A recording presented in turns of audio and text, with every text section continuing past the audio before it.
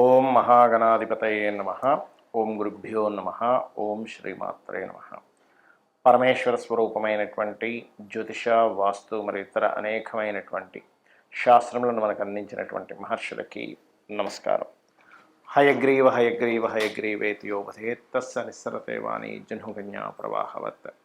అరుణాం కరుణాతరంగితాక్షీం ధృతపాశాంకుశపుష్పబాణచాపాం అనిమాదిభిరావృతాం మయూకైః అహమిత్యేవ విభావయే భవానీం. శ్రీమాత్రే నమః.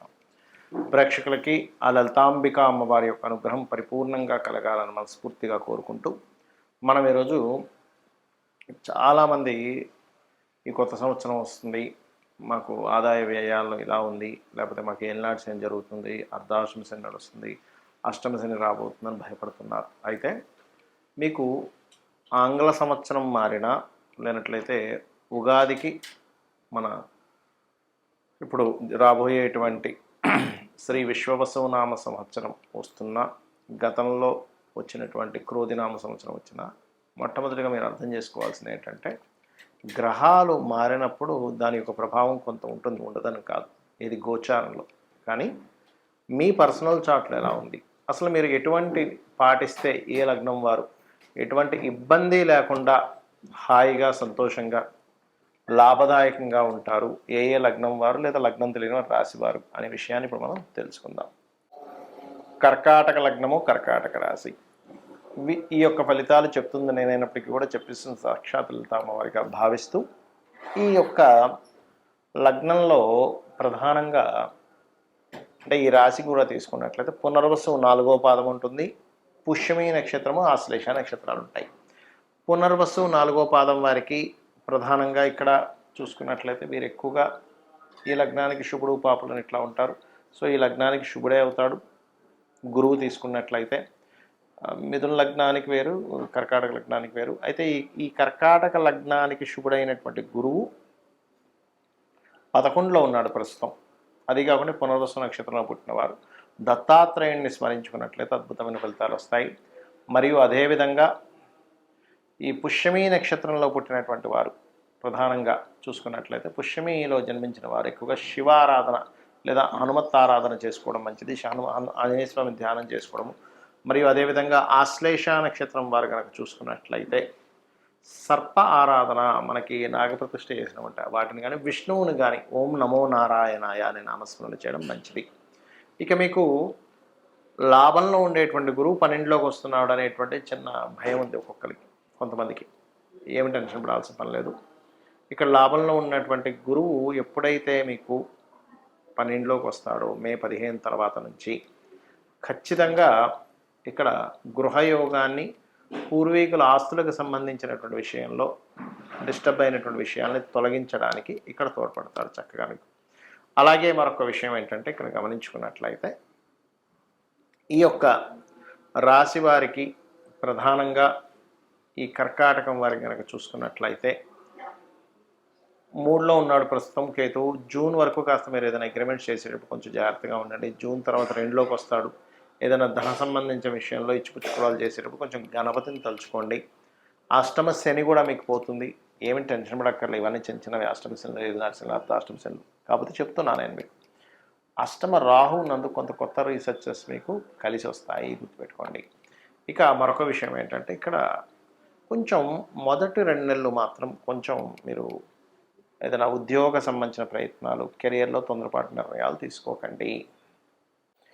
ఏ లగ్నం వాళ్ళైనా, ఏ రాశి వారైనా సరే ఈ కొత్త సంవత్సరంలో బాగా కలిసి రావాలంటే కొన్ని సూత్రాలు పాటించండి. మీకు ప్రతిసారి ఎదురు చూస్తూ ఉంటారు, ఈ సంవత్సరం నుంచి బాగుంటుందేమో, ఇంకో సంవత్సరం నుంచి బాగుంటుందేమో, ఇప్పటికైనా నా కష్టాలు పోతాయేమో అని ఎదురు చూడటం కాదు. కొన్ని పాటిస్తే ఖచ్చితంగా క్లియర్ అవుతాయి. ఏమిటవి అంటే, ఒకటి, ఈ గ్రహాల యొక్క ప్రభావం అంతా కూడా మన కర్మని ఆధారం చేసుకుని అవి ప్రభావితం, అంటే అవి ప్రభావం చూపిస్తూ ఉంటాయి. అంటే మన కర్మ, పూర్వజన్మలో ఏ కర్మ చేశామో దాని ఆధారంగా పూర్వజన్మ కర్మ తొలగాలి అంటే మనకు శాస్త్రాలు చెప్తున్నటువంటిది గంధముతో భగవంతుని పూజించాలి. గంధం వల్ల పుణ్యం పెరుగుతుంది అంటారు. ఏమిటంటే గంధం వల్ల పుణ్యం పెరగడం ఏమిటి అంటే, ఇందులో బయటకి బాహ్యంగా కనబడేటువంటిది మనకి గంధం అరగబావి చక్కగా మనం లం పృథ్వీ తత్వాత్మనే గంధం పరికల్పయామి అని చెప్పి మనం పూజ చేస్తూ ఉంటాం పంచోపచార పూజల్లో. కానీ ఇక్కడ దీని అర్థం ఏమిటంటే గంధము దీనికి గురువు అధిపతి, గురువు జ్ఞానానికి అధిపతి, గుర్తుపెట్టుకోండి.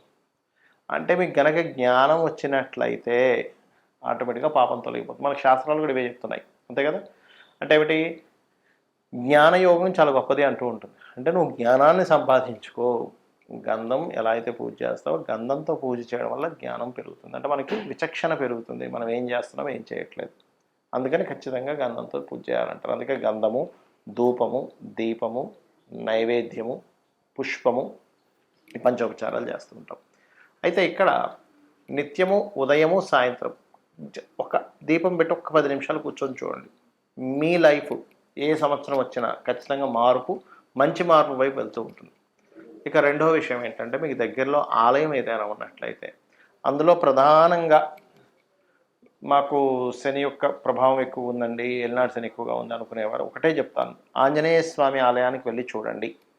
లేదండి నాకు దగ్గరలో ఆంజనేయ స్వామి ఆలయం లేదు, చక్కగా స్కందుడి ఆలయం ఉంటుంది, సుబ్రహ్మణ్యేశ్వర స్వామి, లేదా అది కూడా లేదు పోనీ గణపతి, అది కూడా లేదండి కనీసం రావి చెట్టు ఉందనుకోండి.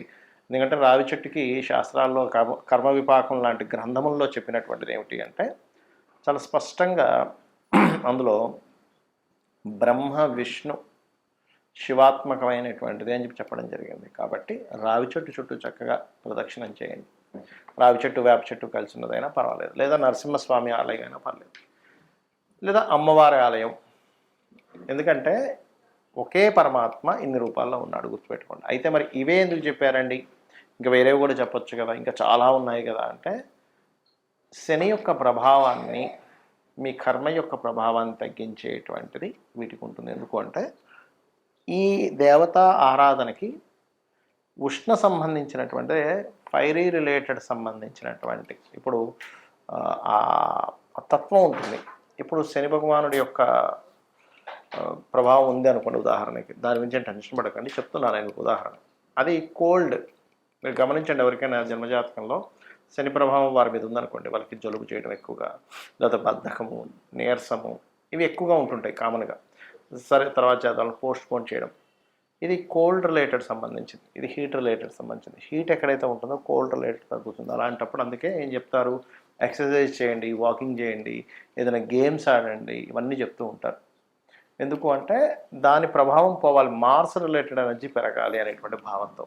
సో ఏదైనా ఆలయానికి వెళ్ళడం, గోశాలకు వెళ్ళి గోవులకి ఏదైనా తినిపించడము, ఏదైనా ఆలయంలో సేవాది కార్యక్రమాలు జరుగుతుంటే అక్కడికి వెళ్ళి మీ సేవ ఏదైనా చేయడం. ప్రత్యేకంగా ఇప్పుడు మనకి ఈ ఎండాకాలంలో చలివేంద్రాలు అవి పెడుతూ ఉంటారు, లేకపోతే ఒక చిన్న కుండ ఒకటి పెట్టుకుని ఎవరికి నీళ్ళు కావాలంటే కూడా ఇస్తూ ఉంటే కూడా పితృదేవతల యొక్క అనుగ్రహం కూడా కలుగుతుంది. పక్షులకి నీళ్ళని పెట్టడం, ఇవి చేశారంటే 100% మీది ఏ రాసైనా, ఏ లగ్నమైనా, ఏ నక్షత్రమైనా ఖచ్చితంగా మంచి ఫలితాలు మీరు పొంది తీరుతారు. శ్రీమాత్రే నమః.